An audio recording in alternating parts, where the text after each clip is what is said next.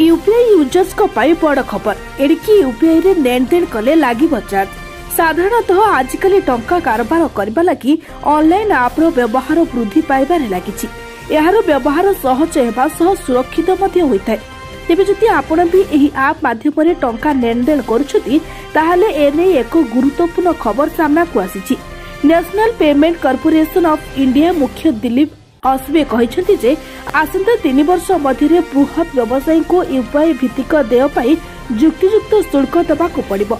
मुख्य कार्यनिर्वाही अधिकारी एवं एनपीसीआई रो परिचालना निर्देशक कहिसेंति जे भविष्य में नूतन उद्भावन पाई अधिक अर्थ आवश्यक हेबो। ए व्यवस्था रे अधिक लोकको संयोग कराजिबो एवं कैशबैक भली प्रोत्साहन मिलिबो।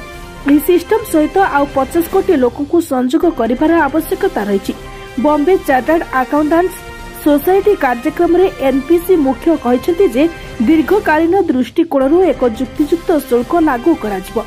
एही देय छोट व्यवसायी ठारू नुहे बरं बड़ व्यवसायी ठारू आदाय कराजिबो। एहा केबे कार्यकारी हेबो मु जाने नाही। गोटिए वर्ष किबा 2 वर्ष किबा 3 वर्ष परे एहा होई पारे। तेबे यूपीआई ट्रांजैक्शन उपरे शुल्क लागिबाकू नै अनेक विवाद होइछि। एभली चार्ज लागू करबाकू शिल्प जगत रे दाबी होइछि।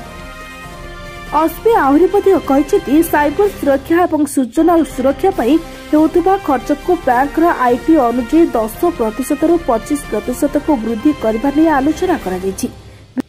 Bureau report Kalinga news Odisha.